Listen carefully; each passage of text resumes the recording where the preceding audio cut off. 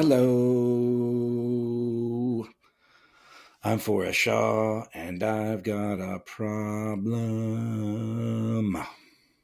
All right, episode 5, everybody. You made it. Thank you for being here. If you haven't already, subscribe, follow, rate, comment, all that jazz. Thank you for donating money if you have. Thank you for listening. Thanks for being here. Visit my website, forestshaw.net. If you want to see me live, I am going to be all over the place. San Francisco, Sacramento. I'm going to be opening up for Jim Jeffries in St. Petersburg and Orlando, Florida. I'm going to be back in Florida in August in Tampa and somewhere else. I'm not sure. And then November, December, I'm going to be in Miami and Key West and Boca Raton and Fort Myers and more places to come. I'm also going to be going to Boise, Idaho. I'm also going to be in Las Vegas at the Comedy Cellar. I'm forgetting some places. Montreal, Toronto, and there's other stuff on there. Australia, I'm going to Australia. I'm planning a tour right now. It's going to be in October. So I'm going to be going to Melbourne and Perth and hopefully Sydney and Brisbane too, and Adelaide maybe. And now it's time for our sort of new segment. I've got another problem. I've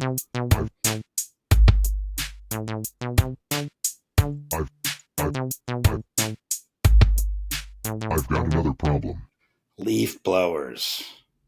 Stop already with this bullshit.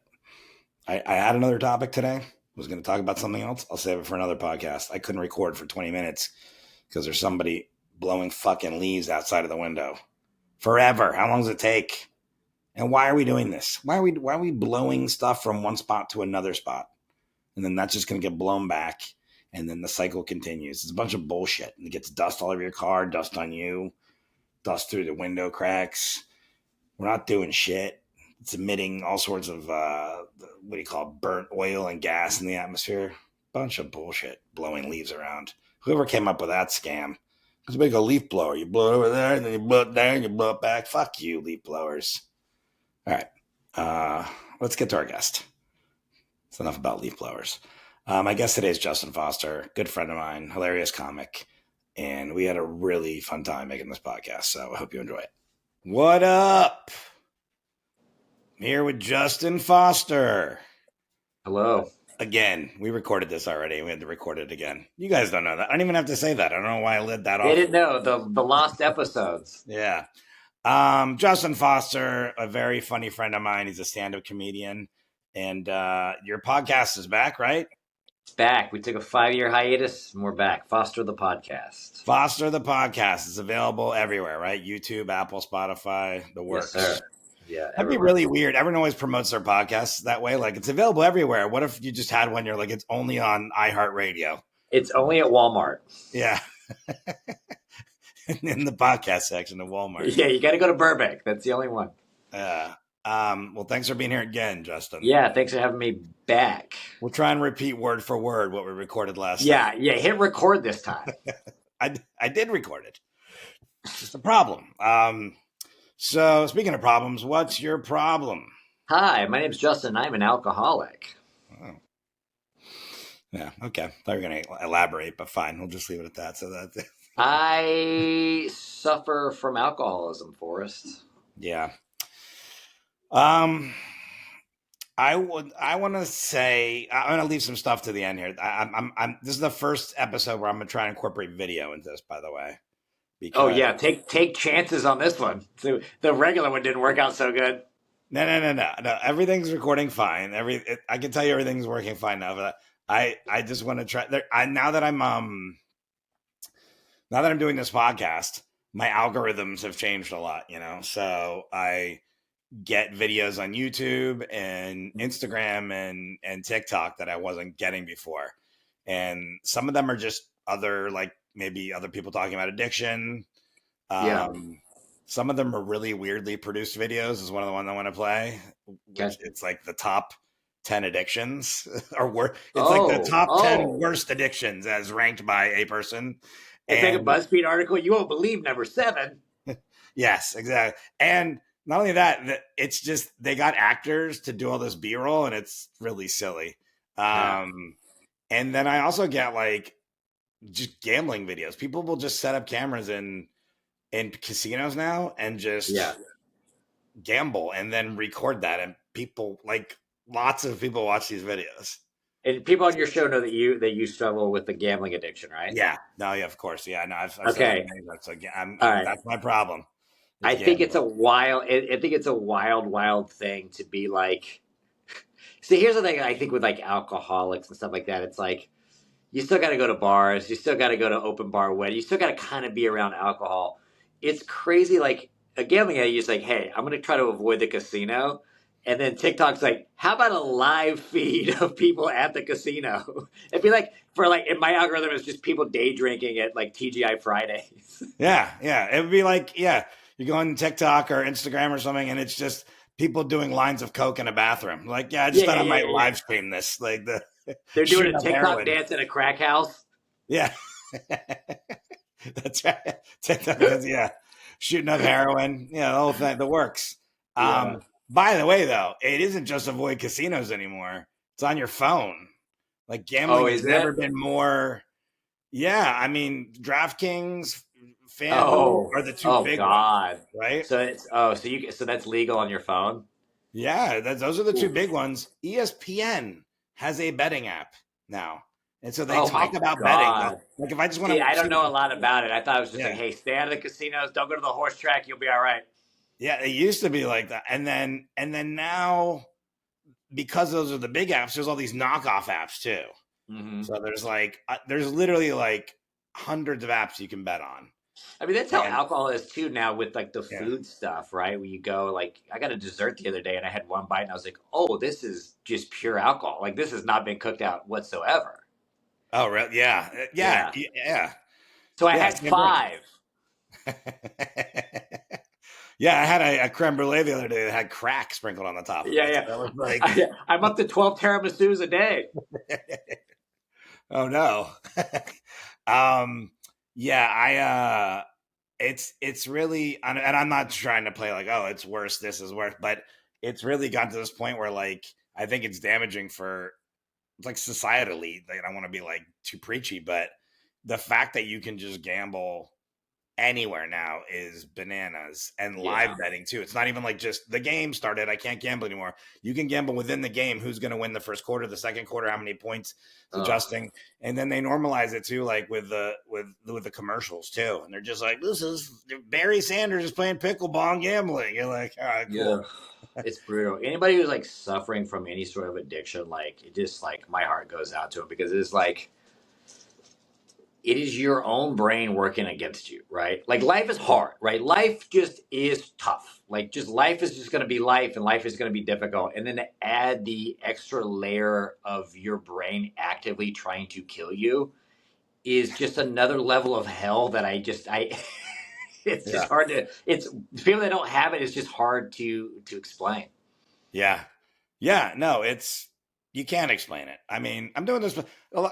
Look, there's people listening to this podcast now that I don't believe are addicts, but may have just been fans of mine, or I did another Yeah. podcast and I like it, and am getting comments for some of them like, "Hey, I'm not an addict, but I'm still enjoying the podcast and learning stuff." And I think that's part of it too. Is just I don't know. We'll see after 20 episodes, these people might jump off and be like, "Fuck this." Maybe, or like, maybe they know someone who's suffering from something and can have compassion because there's like that sort of thing, it's like any sort of a like when a celebrity does something crazy, right? And they're like, oh, blah blah blah, but you don't understand like the depths of like love and sex addiction, right? And like what that is, like it's really easy to like write people off or like, oh, that person's drinking themselves to death. Why can't they get it to get like unless you really fully understand that like there's a thing inside of you that speaks to you in your own voice that wants to cause you as much pain as possible, like it's you got to have like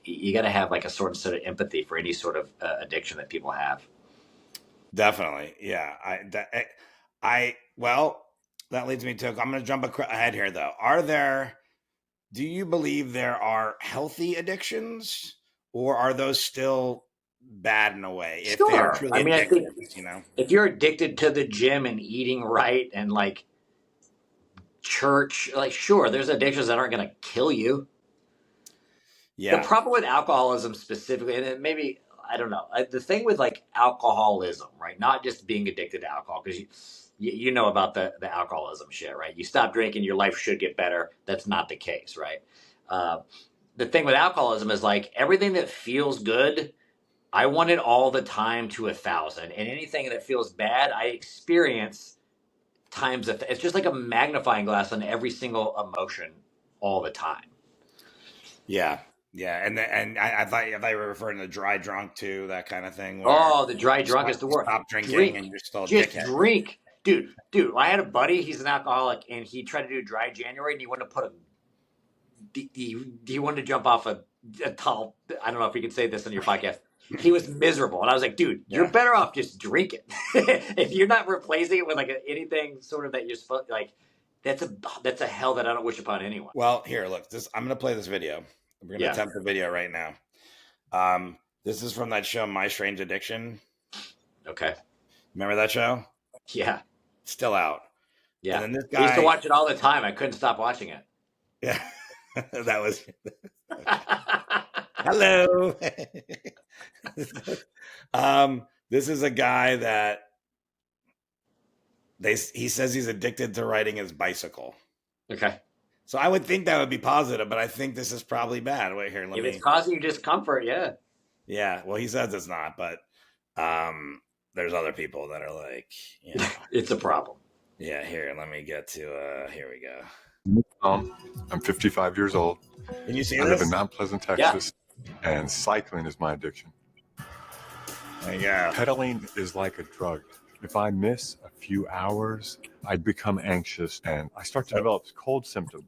Ooh. Tom started cycling as a hobby 25 years ago, but it quickly consumed his life.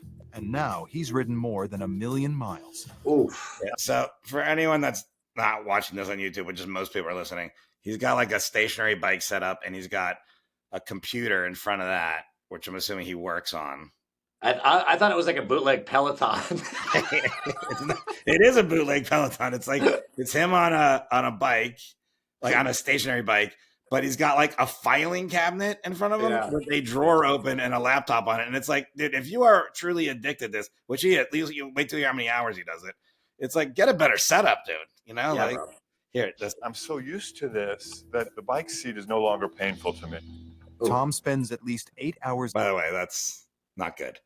That's they say that it makes low sperm count if you ride your bike too much. This guy, and you know your crotch hurts after you ride. This guy's just must have like a piece of leather under there. Oof. Just a calloused cock.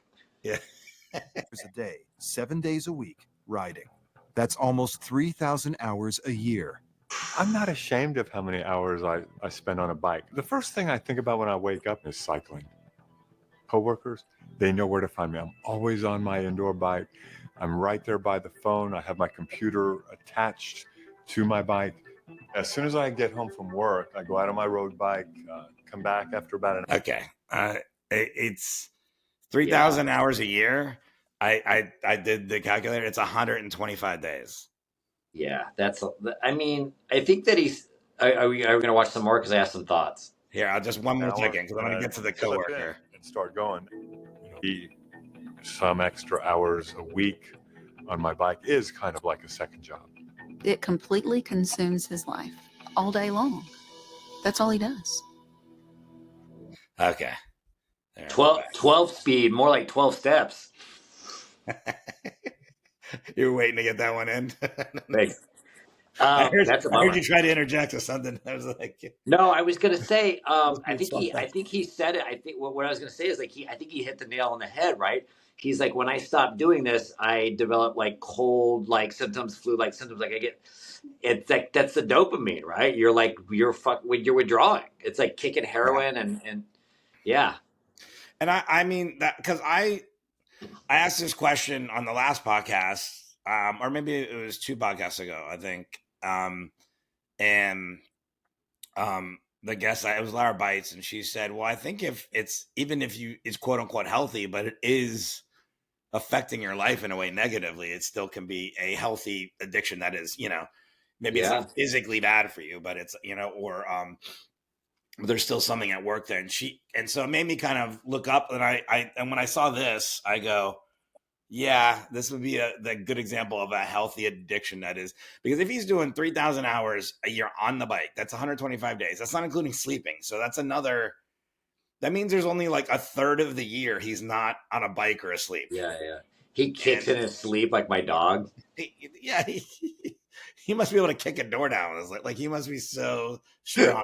But and by the way, in this episode, there's other addictions that are no doubters where you're like, because it's my strange addiction. There's a woman that's addicted to drinking gasoline and another person that's addicted to eating dirty diapers. Oh, gasoline. Oh, I would contend, because like we're going to talk about it later, this list that somebody made of the worst addictions. Those addictions are worse just because there's no one else there's no support for you. You know what I'm saying? There's no group. There's no group for that. Yeah, it's not like, like you would going out with some friends, even if they weren't addicts, they might be like, oh, and we know that you don't drink, Justin, so we got your favorite like soda or juice or whatever. Yeah. And Forrest, we know you don't gamble, but still there's gonna be a lot of cool stuff to do. And then the other person's like, we just don't have any shitty diapers here. So yeah. We're gonna go on a road trip, but we're not gonna stop for gas. Yeah, it's got to be miserable. And I know that that's just replacing, how addictions were and stuff. But that show is made I feel for people who get made fun of it. I feel bad for them because I'm like, this is horrific, man. Yeah. Gasoline is like terrible. Like, I don't know to explain why that is, but yeah. Why is that not? I think if you have a good, healthy addiction, like I'm addicted to meditating. I meditate 8 hours a day. I'd be like, all right. I think that's all right. Yeah, maybe. But if it starts affecting your relationships, that's the thing is like, how does it affect are you happy? And I guess if you're happy and I'm not going to lie. Yeah. That dude looked really happy. He did. The coworker didn't look happy. Trina was not happy. She's like, it's all he does. You could tell she was like holding it back. She's like, yeah, it's a bit of a problem. Yeah. Trina was not happy. That guy looked real happy. He looked happy, but his bikes, he moves the bikes from room to room. I'm just like, it's drugs. You ever to run like a 5K, you get that runner high afterwards. He's just chasing that all day.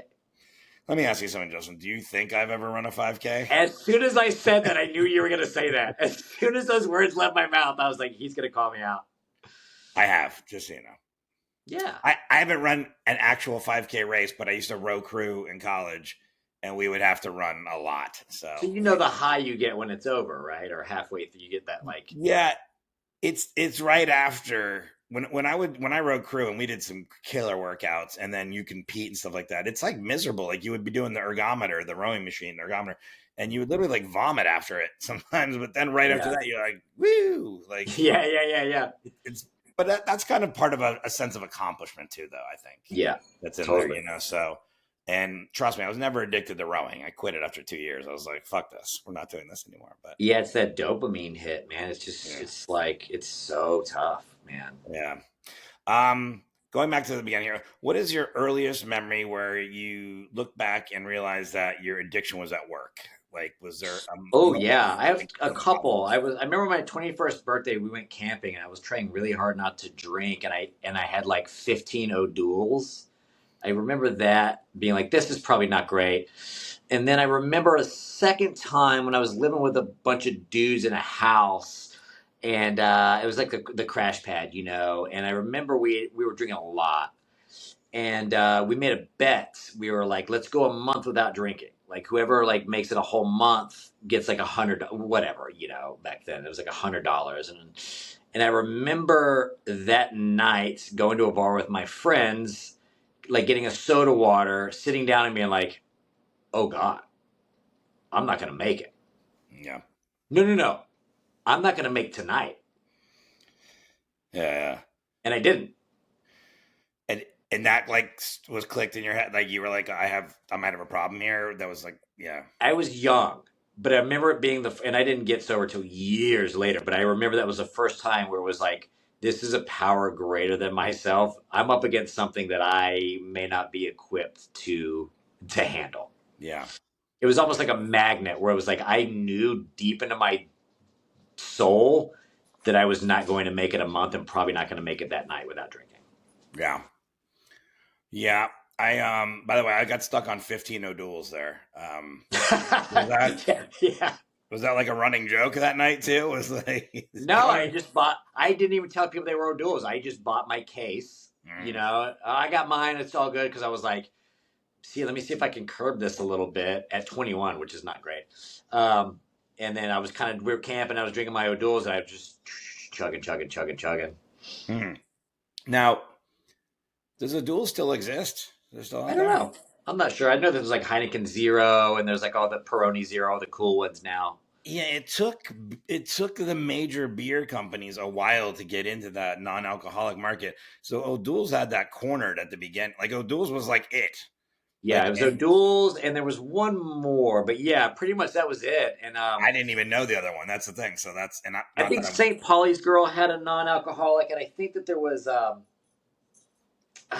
there was a third, but anyways, but there's still alcohol in it, by the way. There was still a little bit of alcohol in all those before the new ones now, like the Heineken Zero and the Peroni Zero. Yeah, it was like 0.0005. You would need to drink like 12 to equal beer or something, right? Yeah. So, I mean, I guess if you're drinking that, you're technically not drinking alcohol, right? Right. Yeah. Yeah, but O'Doul, it was a smart to name it after like some just random Irish name, sort of Irish name. And yeah, it's good marketing. Yeah, but I remember that was, and then all of a sudden, all the other beer, that was probably, there was some timeline there with people, the sobriety increasing of people, you know what I'm saying? And Heineken and these companies were like, we got to get in on this. There's some like money we're missing, you know? Yeah, totally. I don't mess with that. I know a lot of friends who do. I got a friend who's been sober for like 30 years. He loves Heineken Zero. I love beer a lot, so I don't really mess with that. I will do like mocktails though. I like the mocktails that they have now. Yeah. But like beer, just straight up beer without it, that scares the shit out of me. Yeah, because the other thing about Heineken Zeros, they look very similar to Heineken's. Like it tastes like it from what I heard. Grab one, yeah. But mocktails are good, man. You just made me think of this. There's this place, Mott 32 in Vegas. It's like a Chinese restaurant in the Palazzo. Mm-hmm. It's excellent, and I don't know if there's a mocktail. It might be. I think it's a mocktail, but the garnish on it is a candied cherry tomato. Oh, nice. Yeah. I don't know if you ever had that. I don't know if anyone's ever had that that's listening, but I got to tell you, it's amazing. And even if you don't think you like tomato, it's like a candied apple, but it's a little cherry tomato. So it's just one bite, and you just go to Mott 32 if you're in the Palazzo, and Vegas, just walk to the bar and ask for a cherry tomato. There you go. It's for all the they know that alcoholics need sugar, so they got to candy everything for us. Yeah, they got to make it very fruity. Yeah, they say like when you're like newly kicking alcohol, like always keep candy or chocolate like in your purse or in your pocket because you're craving that. Your body's really craving sugar. Oh, it gets processed. Yeah. When you're detoxing. I mean, if you detox on your own, which I don't recommend, but like a lot of sugar. And how long have you been sober now? Dude, I just celebrated 11 years in December. That's great. Yeah. 11 years. And we talked about it a little bit on the Lost podcast. Yeah. About how when I met you, not too long after I met you, I was out in Vegas doing gigs. I think I was doing gigs already, but it was you went to go celebrate your birthday. Yeah. And that was probably like 10 years ago, right? So it was I was pretty newly sober. I should not have been in Vegas at a nightclub. Yeah, and you got a bottle at a place, not that you weren't drinking. It was like you knew someone that worked at this bar because you were bartending, other bartenders, and someone gave you a bottle, but it was everybody else was sober except me and one other person. Yeah, it was just a bottle of Grey Goose for you and Liz. Yeah, me and Liz drank a bottle. And then that's how out of my mind I was. I was like, we'll still go get bottle service. Yeah, we and it was at like 6 p.m. too. I wonder, it was like very daylight out. So by like 8 o'clock, Liz and I are just out of our mind. And then you guys are like, yeah, I think we're done tonight. Like the kids like, Liz and I are like, you crazy? It's 8. I remember that. I remember being like, there was like that moment where I'm like, what am I doing? Why not? That would be like me having a casino night for my birthday. Yeah, exactly. I just couldn't let go of the lifestyle. Yeah. So that's when so are you, now you're 11 years in and stuff, but were you early on, were you jealous of people that could drink normally, or, do you think that's a common thing, or do you still like that? Do you? It's funny. I had that the other day for the first time in a really long time, where I just saw somebody was like complaining they were having a bad night, and she was like, she like took a drink, right? And she was like, and she was like, that like relief you get when you get the first, like, and I was like, yeah, I do know that. And I remember being like, yeah, that's exactly why I drank, is that first, like, that the first shot, like the first beer, Yeah. where you just go, oh, the problem is like, you just can't, I can't stop there. Yeah. And I've started repeating some of these questions on each podcast, which is, I might do some of them over and over. And this is a question I've asked before, and because I think about it after the podcast, I'm like, I want to ask that again because I've thought about it more. Because I said sometimes I'm jealous, but I don't know if I'm jealous that they're gambling. I like, if I work in a casino, like I work in a lot of casinos in Vegas. I do a whole week at the Comedy Cellar, and I got to walk from my room through the casino. I'm in the casino. I got to walk my dog when I'm through the casino every time. And when I see people gambling that I can tell are just normal gamblers, because trust me, there are plenty of compulsive gamblers in that casino. Like I can tell you in literally 2 seconds, like that person has a problem, that person has a problem, that person seems to be pretty normal. And so when I see a person normally doing it, I'm just like, what the hell? Like, it's dumbfounded to me. I'm like, so you just like set a limit for yourself? Like, you like get up? I'm like, it's amazing to me, The normies, when I see people like having a cocktail and not finishing it, I just like, that's just something I've never understood. Normies. Do you think they get upset? You call them normies? Hey, you normie. I don't know, man. It is weird, like when people, they don't have that thing, it's like, the ease and comfort of the first drink, right? That just to take the edge off. I feel a little bit more comfortable. I feel warm. I'm a little bit more social. It's like, I was always chasing the feeling I got after the first beer, right? Yeah. It was always the chase for that. And then 15, 16, 17, 18 beers later, 10 shots later, it's like everything's on fire. And I'm like, I just wanted to stop once I got that little bit of Yeah. Now, do you ever avoid you're a comedian, so we work in bars. Yeah. It's literally, now that I talked about gambling's on your phones, you can't gamble anywhere. In fact, the only time that I ever met or worked with Norm Macdonald was at the Oxnard Levity Live. Levity Live, yeah. And never met him. I'm excited to be working with Norm Macdonald. I get into the green room. He's sitting there. He says hello, but he's like working on his face. He's got his reading glasses, like trying to. And he goes, "Hey, can you do me a favor?" I can't do Norm Macdonald. Can you do me a favor? Well, he goes, "I need to put a bet in, but I don't know how to do it. Like this app's weird." And I go, he goes, "Can you help me?" Which I can putting a bet in for him is not gambling, but it still was just such a crazy thing to be like. Yeah. Oh my gosh. And I was like, it'd be like you serving a drink that, you know what I'm saying? Or like, I was like, sure. But I was like, what a weird thing to, but it, and he famously spoke about gambling issues. I don't know if he ever stopped gambling or didn't. I don't know him well enough, but I know he's talked a lot about gambling. But I don't know what my point was. Do I avoid situations? No, I don't. But for you, comedy clubs are bars, basically. Yeah, no, I don't think about drinking really anymore, man. It's like, thank God, but like, it's not really an issue for me anymore. That problem's kind of been removed. Like sometimes if I'm in a place where people are like like at a house party, people are smoking a lot of weed, and there's like a lot of, maybe there's like some cocaine, and people are like just really like partying. I'll sort of excuse myself or maybe step outside. Drugs weren't a really big part of my story, but like just just the sort of being like when like just smelling the wheel, like I don't know, like sometimes like that. I'm like, you're 11 years sober, like what are you doing? Like remove yourself from the situation. So it'll be stuff like that. But as far as like bars and alcohol or like dating people who drink or like being around friends who drink, nah. I do. It is. Yeah, there's that part where you're like, and this has happened to me before, where people are like, is it okay if I drink in front of you? Or it's like, do you care if I have a shot in front of you? It'll happen like a lot if I'll go out to eat with people or like, and it's just like, yeah, like I'm not. This has kind of come up before in the past where it's like, oh, Justin's sober, you're so like great, and like are you judging me, like, and it's like no, I'm a maniac, like I'm not like when people look at someone who's sober it's like this guy's like got this superpower, right? It's like no, I'm like a drunk, like I'm a mess. Like I had to do a lot to get to this point, and so if anyone's still in that spot, like there's no like I'm holier than thou or I'm better than you or I'm like well, I'm some spiritual giant, you know what I mean?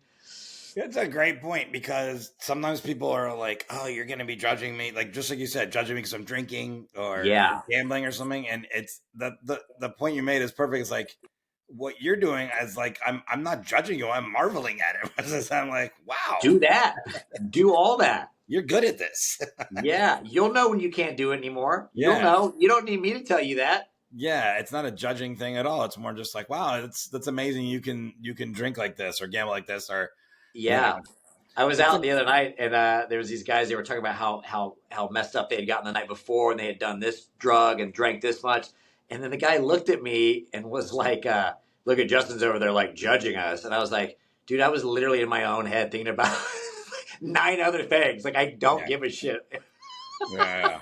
He's like, you just had that look. I was like, yeah, it's a hamster wheel in here that has nothing to do with you. Yeah, don't flatter yourself. Yeah. All right. I got this video. It's like I said, all these things have popped up in my algorithm, especially on like YouTube and TikTok and stuff. It is the top 10 worst addictions. 1. Nicotine. Nicotine, the addictive substance in tobacco products, is one of the most common and hardest addictions to quit. But it's so good. It alters brain chemistry, creating a strong dependency that is extremely hard to overcome. Now, wait, you said it's so good. Did you smoke cigarettes? Yeah. Do you still smoke cigarettes? No, I smoke cigars now. Yeah. And there's no nicotine in cigars or any of that stuff, right? It's just... No, I don't think so, but cigarettes are fun. I don't know if this list, by the way, is in the order of what is hardest to least hardest. They're just saying these. I think it's in no particular order, the 10 hardest addictions to overcome. I believe it is. Cigarettes has got to be top 3 for sure. Yeah, it seems like it because, but again, cigarettes are normalized too. Like, some of these other drugs. Yeah. But like, cigarettes are chemically designed to be addicting. Like you're fighting against chemists. Yeah, that's true. And I just read an article about slot machines too, where they've made the sounds and they made the sounds Pavlovian. Like when you win or hit jackpots for things to happen. Like I always say, if you turn all the slot machines down in a casino, it'd be one of the saddest places you've ever been in your life. Yeah, just a silent casino. Yeah. And then it's just all these people, which by the way, there are all these, it used to just be a slot machine was like 777s and like, like a cherry and an orange matching up the cherries. And now it's like, there's a Lord of the Rings one. There's Ellen has one for some reason. What is Ellen? Oh my God. Dude, my buddy spent so much money because he wanted to watch the Oompa Loompas come out and dance. Yeah, the Willy Wonka one. Yeah, there's Wheel of Fortune. It's like all these movies and people have these. It's insane. Yeah, it's insane. I tell you. Yeah. Here the list goes on. 2. Yes. Alcohol. Alcohol addiction or alcoholism is a chronic disease that can have devastating effects on one's health. By the way, this guy's got like a loose tie, and he's just drinking. Is that work? You said? Yeah, he looks like the detective that can't solve the case. Yeah. It's very. So this is why this video was funny. You'll see there's a couple things in the video that are. They just instead of just using B-roll that existed, they just hired actors that I'm sure. Yeah. He's like pouring a drink of a nondescript whiskey bottle, being like, I Yeah. just think we got the wrong guy. Yeah, and it's like a non-union state, Yeah. like where they just were like, "You need $40, dude." Like, I don't here, like him for it. yeah, here, relationships, and overall quality of life. It's particularly challenging to overcome due to its legal status and social acceptance. yeah. One can also experience severe withdrawal symptoms, such as tremors, anxiety, hallucinations, and seizures. Wait, did you ever experience hallucinations? Look, man. Yeah, There's a lot that goes along with it. yeah. Like, There's I am a big fan. If anyone's listening to this, I am a huge component of going to, and this wasn't my experience. I kind of detoxed on my own, but I think going to if you're drinking like that, going to rehab and detox centers, I've known people who have died, and I found a friend of mine on the ground because he tried to quit drinking on his own, and he was having a seizure, and I had to take him to the hospital. And because you can die trying to do that on your own. So I'm a big proponent of like rehabs and detoxes and stuff like that. so no matter what, like if you believe or not, if you say to yourself, "I'm an alcoholic," and you want to get clean, you think that's the best case, just because you never know, like that kind, right? Yeah, I mean, if you're drinking, I was a binge drinker, right? So I would go a week without drinking, and then I would binge. I would go a week. So my body was kind of used to that. If you're an everyday drinker where your body is mostly alcohol and you try to take that away, dude, it can get real bad. I bet. Just because I'm not an alcoholic. I have abused alcohol in my life. But I've never been dependent on it. I've never had, but there are times when I've gotten drunk and you wake up in the morning and you have a hangover. Yeah. And they tell you the hair of the dog thing where you have a couple sips of beer and it works. You feel you come out of this cloud kind of thing. And that's like one night of drinking for a person that doesn't even drink that much. So I can imagine if it's something you did every day and I know some stories too of friends and friends of friends where the detox is real. So good advice. Here, continuing on. 3. Opioids. Opioids, including prescription painkillers and heroin, have one of the highest addiction potentials. They don't have a lot of B-roll for that. They bind to opioid receptors in the brain, producing euphoria and pain relief, but also leading to a high She would not risk be of in that dependence. place. Yeah. But by the way, she's doing opioids while she's got her laptop open and taking some notes going. I don't think that's your typical. She's doing heroin while she's on Pinterest. There's on LinkedIn. She's like, like send out a resume and stuff. Let me do some opioids. Yeah. Like, with water, with a glass of water. Yeah. Look at her. Her apartment is spotless, by the way. Like that would be crushed up and there'd be cards and straws everywhere. Yeah. The intense cravings, severe withdrawal symptoms, and risk of overdose make this one of the most challenging addictions to overcome. Yeah. 4. Here we go. Cocaine. Yeah. Okay, we're on the cocaine one now, right? So the first thing, by the way, and maybe we haven't been doing a good enough job at home for people that are listening. There's a woman here with sunglasses on. It looks like she's in a nightclub or something, and she's about to do a line of cocaine. And she does it. Spoiler alert, she does it, and it's fine. The next person, I want you to watch the next person doing cocaine, Justin, and then we'll talk about it. All right? Okay. Cocaine is a powerful stimulant that creates a short-lived, intense high followed by a significant crash. It stimulates the brain's reward system, leading to a strong psychological dependence. Okay. All right. So there's a guy with like some gold chain on and a wife beater, and he's only got hair in his chest. I don't know if that's fake hair in his chest. And I guess he's supposed to be a drug dealer because he has a briefcase open that looks like there's cocaine in it. And he's got stacks of, I don't know, $5,000, a couple stacks of 5 or 10,000 next to him. And he's got 5 lines of cocaine lined up for himself.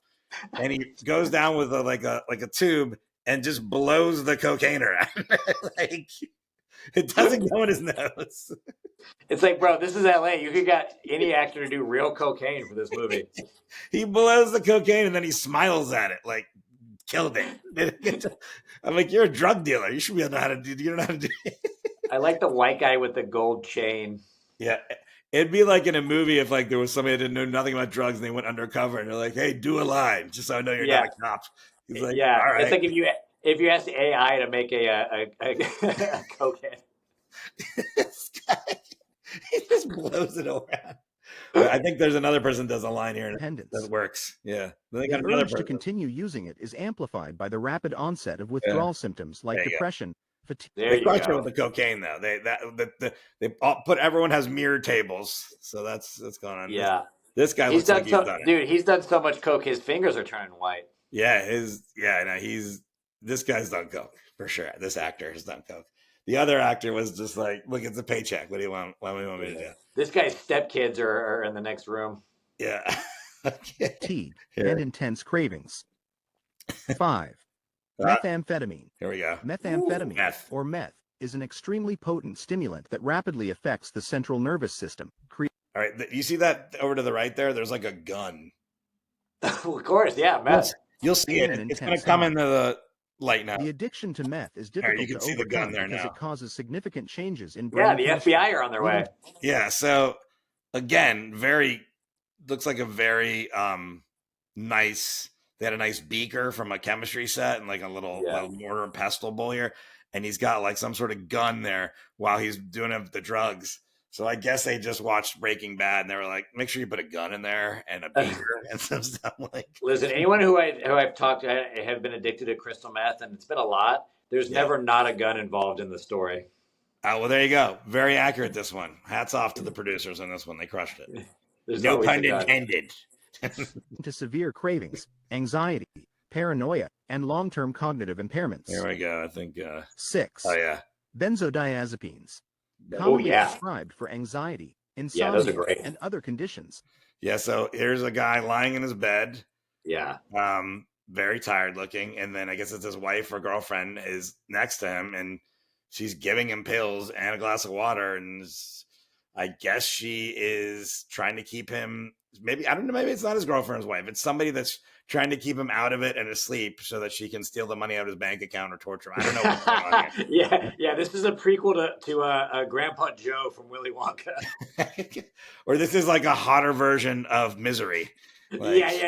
Exactly. It's so funny. I've taken a lot of these before. I've never taken them with a glass of water. Yeah. Also, no, someone handing them to you. Here you go, sweetie. Here's Never. your 4 Valiums. Like, Yeah. Benzodiazepines, like Xanax and Valium, are highly addictive. Yeah. Over time, they alter brain chemistry, bed too. creating Oh, you long-term bet. dependence. Withdrawal can be particularly challenging, yeah. with symptoms I such as feel that. anxiety, insomnia, seizures, and, in some cases, life-threatening complications. I think gambling's next. Here we 7. go. Gambling. Yeah. Now here, Gambling addiction, or pathological gambling, is a behavioral addiction that affects the brain in ways similar to substance abuse. okay. Now here's one of my biggest pet peeves about gambling commercials. I already know what you're gonna say. Yeah, commercials. There are 6 people here. It's 3 guys and 3 women. They're out on a triple date, and they are dressed like they are going to like the Met Gala, you know. And they've got suits on. The women have cocktail, like really nice sequin dresses, and they've had their hair done and all this stuff. And I'm like, there is nobody, and I mean nobody, at a casino that has ever dressed like this, unless they just like left a wedding maybe or something like that. Everyone else is in sweatpants or like who farted T-shirt or I'm was stupid, you know, one of these things like. And also this girl just got blackjack and it looks like she's got $150 out there. She's not even celebrating. So They don't even have the like the 80-year-old Chinese man with a cigarette that hasn't been ashed in 4 days. Oh my God. Dude. So I don't know if you've ever gambled in LA at any of these casinos around LA. No. There is casinos around LA. There's one called Commerce. There's one called Bicycle. There's one called, gosh, I'm forgetting. There's a bunch from around here. But when you go there, because it's not technically legal, unless, you know, there are Native American like tribes that have casinos east of here, but these are not owned by them. They're just owned by different corporations, they call them. And because of that, they have some weird system where like the money is not owned by the casino. The casino has a casino and provides the dealers and they run and all, but the money is a different entity. And there's some legal loophole that they do that by. And because of that, you have to like ante up $1 for every time you're going to bet, right? But also because of that, you can just come in with a bunch of money and say, I'm the bank right now. because they legally have to let you be a banker if you want. They can do it. You do it for 2 hands at a time. Oh, And when that, like, I used to go to these casinos when I first moved to LA and was gambling a lot and stuff. And when somebody sits down and now they're the face of the person you're losing the money to. And by the way, it's always this an older Asian guy smoking a cigarette. He would plop down a whole bunch of money. And now when you lose, they just directly give the money to that guy. oh God. Normally you're at a casino and you're just like, there's no one to Right. be mad at. There's just cameras Yeah. and people, and you're Right. like, fuck the casino. But now you can like have the ire of this person. That's a lot of balls, because my head goes, well, I know who I'm robbing in the parking lot. Not only that, they hate. There was one guy that would always be there.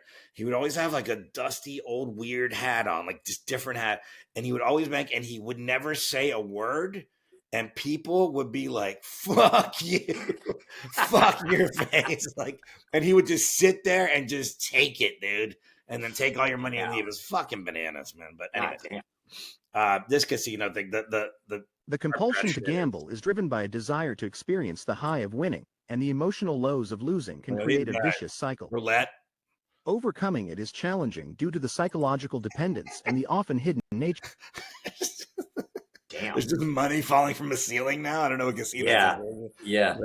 But I think of the I think problem. we're almost done here with our 8. oh, Food addiction. Unlike Ooh. other addictions, food addiction involves substances that are necessary for survival, making abstinence impossible.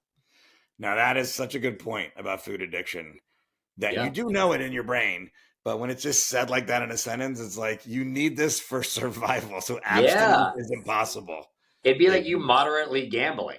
Yeah. I have to gamble to survive, otherwise I'm gonna die. So I have to. If I don't have a little bit of alcohol today, I'm gonna die. It's like, that's tough. And look, I'm overweight. I talk about being overweight a lot on stage. I'm sure there's some sort of, I've talked about cross addictions a little bit on podcasts, but I'm sure I have a little bit of this too and stuff. And when it's put that way, it makes it so clear where it's like, this is really tough because and I've said it in jokes where food's everywhere and it's all legal, Yep. So anyways, of course I guess they had to get overweight actors for this, right? I mean, yeah. What are they eating? What is that? Pizza. No. Is it pizza? Nachos? I don't think it's pizza. I think it's the flattest nachos you've ever seen. Opioids. They're just eating straight opioids with queso. Opioids and queso. Again, everyone's apartment is immaculate. I just want to hats off to these addicts. They're really just keeping it clean. Really, really manageable. Yeah. The only thing is they don't have coasters for those drinks. I was just about to say that. I was like, the no coasters is bugging me. All right. Certain foods, particularly those high in sugar, fat, and salt, can trigger the release of dopamine, leading to a cycle of overeating and cravings.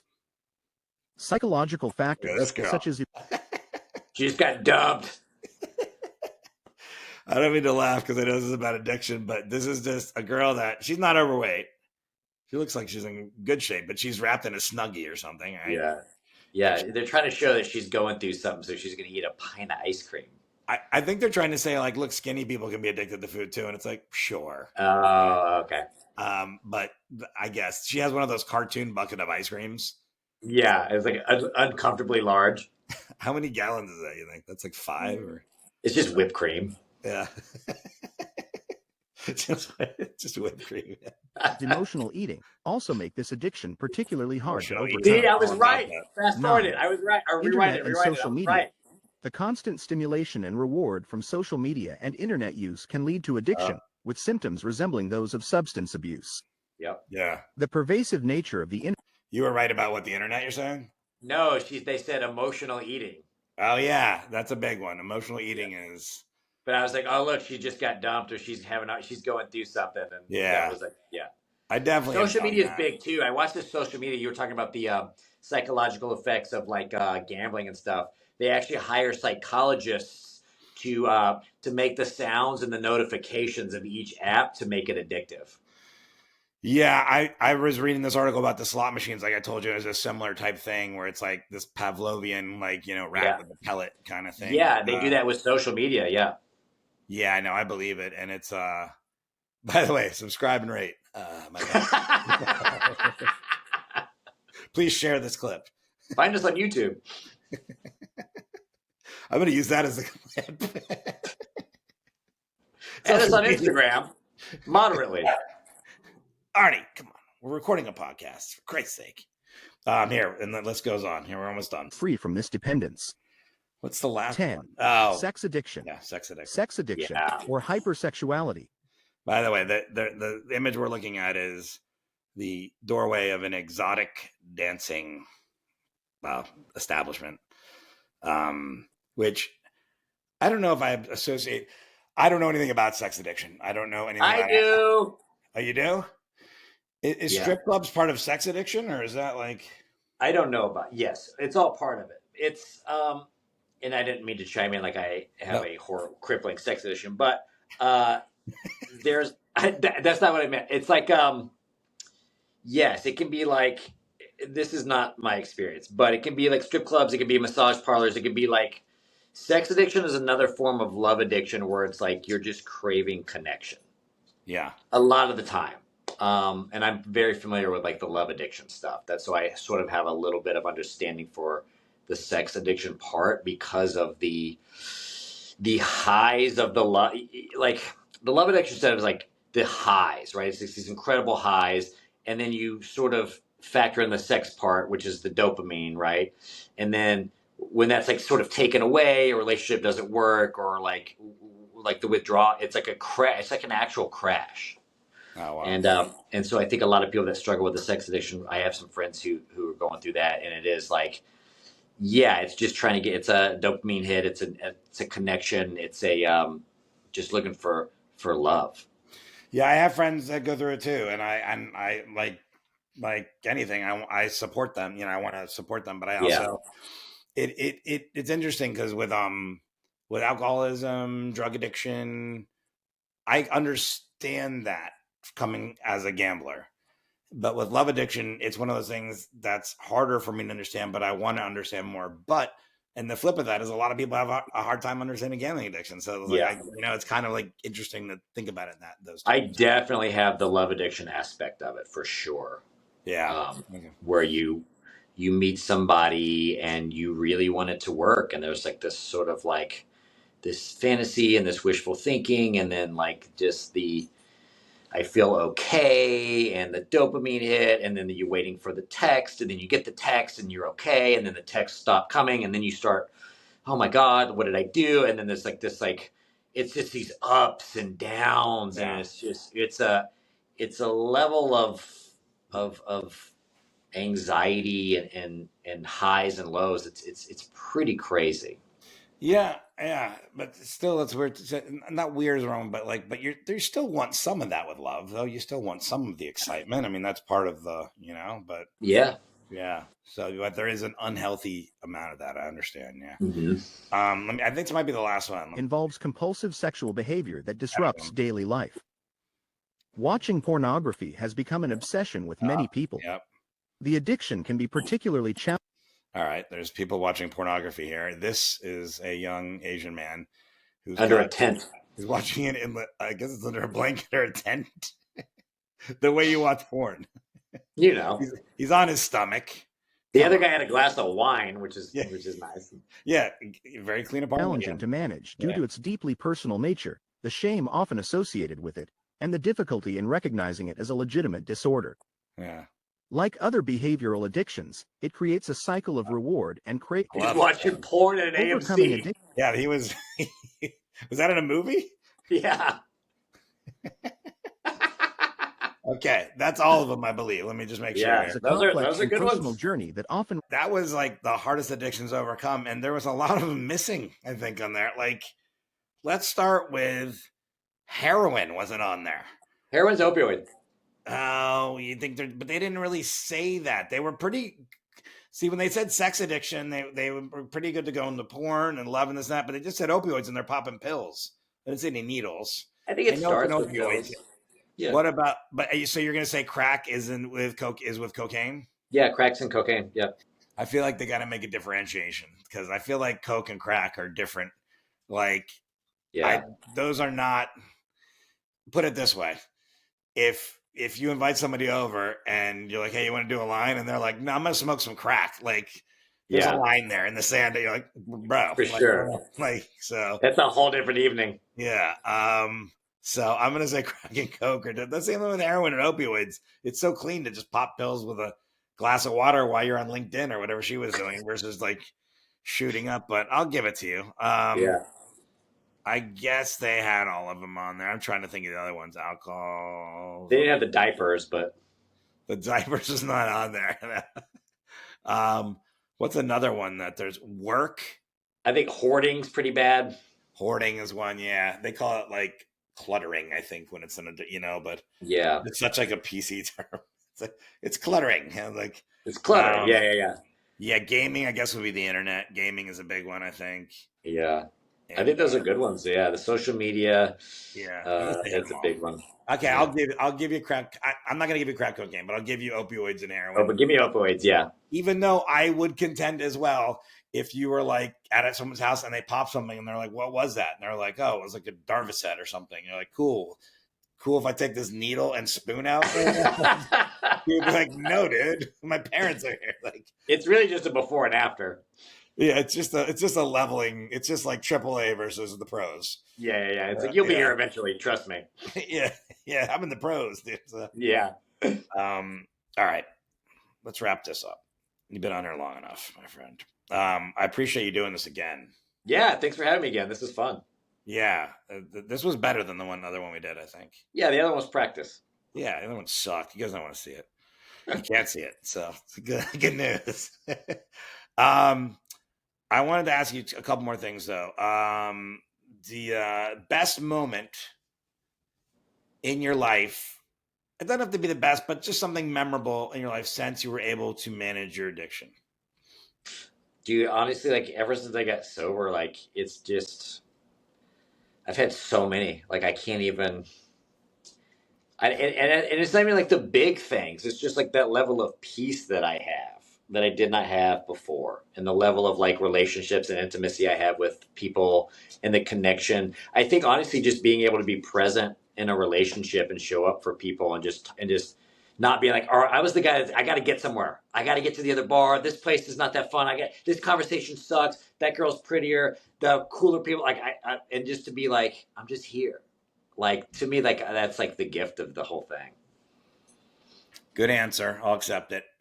I'll put that in the opioid heroin category and not the crack cocaine category. Yeah, I mean, I've had great moments. I recorded a comedy special, released it. I just performed at the Majestic Theater in Dallas in front of 2,000s of people and their friends and family in high school. My dog, being able to handle, loss and just being able to like walk through life. I mean, there's been tons of moments. Yeah, I think, doing the podcast. You shouldn't have said anything. Your first answer was good. I'll edit this other one out. No, I just I'm saying like, it's like just, I think I was talking to a friend of mine who's like really going through it. And it's like, even if all you get is not drinking and like just a little bit of like serenity, like, dude, like that's it. Like if that's all I get. The serenity is like when you talk about a through line through different addictions, because we're looking at this video, you're talking about alcohol, I'm talking about gambling, but a through line that with any addict that I ever met is serenity, because your life is like the juggling of the time that's wasted, the lies, the money, and then just the how am I gonna, I fucked this up, I missed this appointment, I didn't do this, I had this assignment, and like all the stuff, like once all that goes away, there's this level of like serenity. That's the perfect word for it, and that is like such a important thing for sure. So I feel like when you're in your addiction, you're always on the defense of life. Yeah, you're always just sort of like reacting. Yeah, I don't know if you saw Uncut Gems, maybe that Adam Sandler. Yes. I don't know if he just studied like a gambler or something, or he has a gambling issue. But when sometimes people would be like, "Oh, is that what like gambling's like?" I'm like, I don't know if you can more accurately represent what gambling's like than that movie, because I watched it and it made me really uncomfortable to watch that movie. But me too, because that movie is every addiction. when Yeah. should go left and you know you should go left, but you fucking go right because Yeah. you can't not go right. It Yeah. brought me so much discomfort Yeah. because it's like it's such a great portrayal of the insanity of addiction. That last scene, Oh, last act when he has all that money yeah. and he's like, I'm going to put it on this 9-team parlay to win $1 million whatever dollars, and the guys come there to basically kill him, and he can stop her. He can say like, "Oh, come back," whatever, and instead he locks him in that little booth.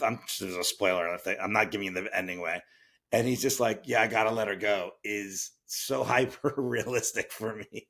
Of Yeah. like gambling, where I'm like, that is exactly what you do with gambling. And like you said, with any addiction, where you're like, this is more important than any of that shit, So, anything. It's more important than okay. anything.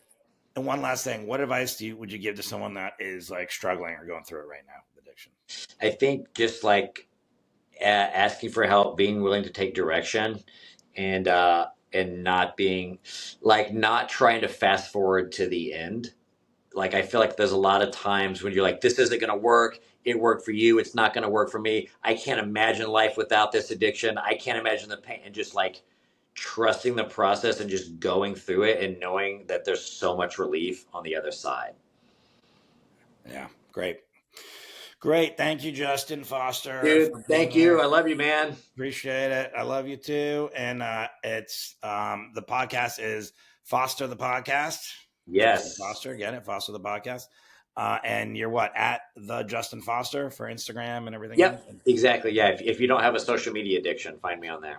Go follow him there. And if he's in a town near you doing comedy, go see him. He's really funny. He's a very funny comic. You're one of the comics that makes me laugh. I think a lot of comedians actually laugh out loud when I watch you. So thank you. A lot of comics you laugh inside. You're just like, that's funny. Yeah. Well, I appreciate it. I'm a big fan of yours too. I'll have to have you back on because I just remembered we should tell the story about working in that casino together. Yes. We'll do episode Vegas. 3, but 2. Yeah. Yeah. Episode 2.1. Yeah. Exactly. Like all right, bud. All right. Thanks, buddy. All right. That is our podcast. Or my podcast. That was my podcast. It's just me. Thanks again for watching or listening. Thanks again to Justin Foster for being on the show. Serenity. Don't forget that. If you are an addict and you're struggling with getting sober and stuff, man, it's awesome when all that noise stops and everything slows down and you're happier and you get that peace of mind. Just remember that is on the horizon if you decide to stop doing whatever you're doing, using, gambling, eating, whatever. We did count down a whole list today of different things you can be addicted to. Yeah, Serenity. Just keep that in your mind. And if you need somebody to talk to, there's always people available. Whatever addiction you are, there's hotlines, there's call centers. If you're afraid that you feel like you're gonna be unalived, as we discussed on this podcast, suicide and crisis hotline is dial 988. That's in the United States. There's a lot of different lines for all the other different countries. And like I've said before, there's a Wikipedia page called List of Suicide Crisis Lines as a list of crisis and helplines by country. And I think every country is on there. There's a ton on there. So there's somebody there to help you. All right. See you next week.